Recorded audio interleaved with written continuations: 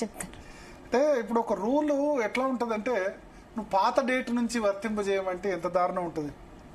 90s లో 2000లో ఉద్యోగం అయిన వాళ్ళని ఇప్పుడు టెట్ పాస్ కమ్మంటే వాళ్ళకి ఆల్రెడీ 20, 25, 30 సంవత్సరాల ఎక్స్పీరియన్స్తో వాళ్ళు బోధిస్తున్నారు.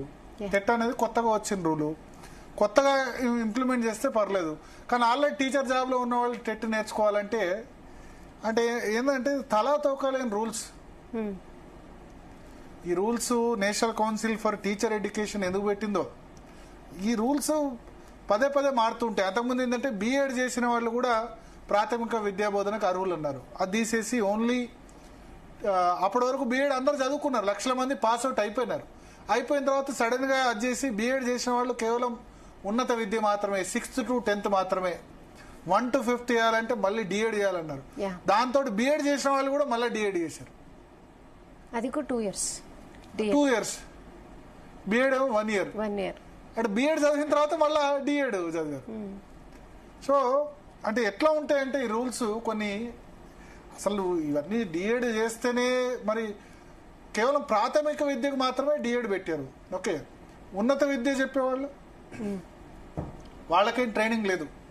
జూనియర్ లెక్చరర్లు 11th class 12th class intermediate first year second ఇయర్కు ఏం బీఎడ్ అవసరం లేదు, డిఎడ్ అవసరం లేదు. సరే, దానికి ఏం చెప్తారంటే చిన్నపిల్లల మానసిక స్థితి అర్థం చేసుకోవడం కష్టం కాబట్టి డిఎడ్ బిఎడ్ పెట్టారంట. ఇప్పుడు మళ్ళీ తీసుకొచ్చి టెట్ కంపల్సరీ అందరు పాస్ కావాలన్నారు. అన్ని ఎన్ని పాస్ కావాలి? ఇదేదో ఐపీఎస్ఆ ఐఏఎస్ఆ?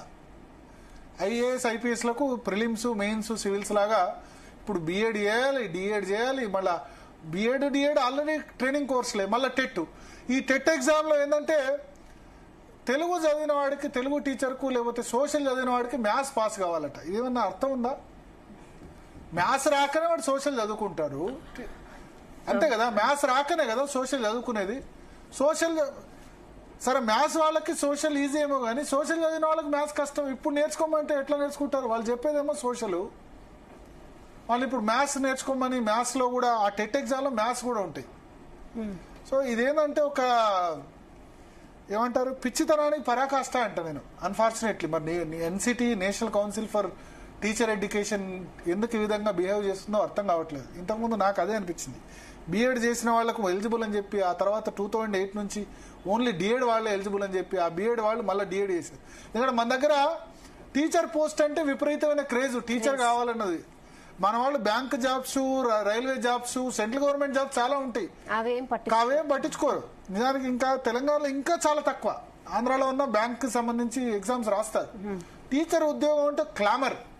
మా ఊర్లో, మా ధర్మపూర్లో ఇంటికో టీచర్ ఉన్నారు. నేను కూడా బీఎడ్ చేశాను, కానీ సార్ బీఎడ్ చేయలేదు. బీఎడ్ ర్యాంక్ వచ్చింది, అదే సమయంలో జర్నలిజం సీట్ వచ్చింది.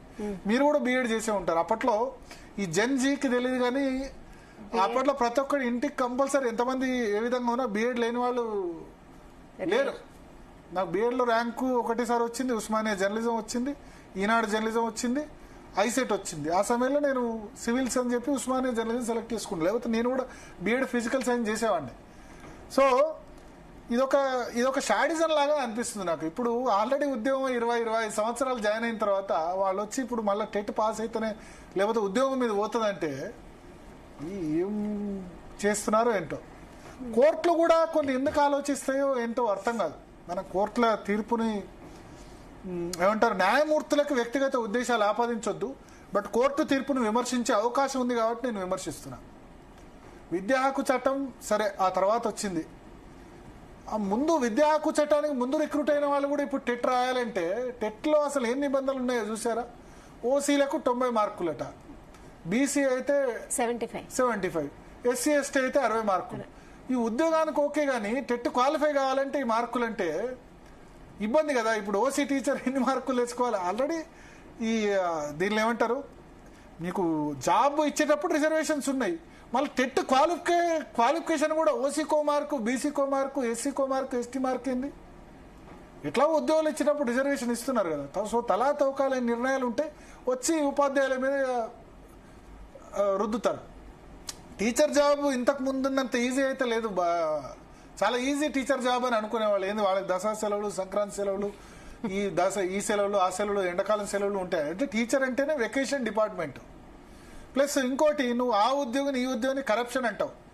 రెవెన్యూ ఉద్యోగి కరప్షన్ అంటావు, ట్రాన్స్పోర్ట్ కరప్షన్ స్కోప్ ఉంది, ఎక్సైజ్ కరప్షన్ స్కోప్ ఉంది. కరప్షన్ కి అవకాశం లేని ఏకైక డిపార్ట్మెంట్ టీచరే కదా, ఓన్లీ జీతంతోనే బతకాలి కదా.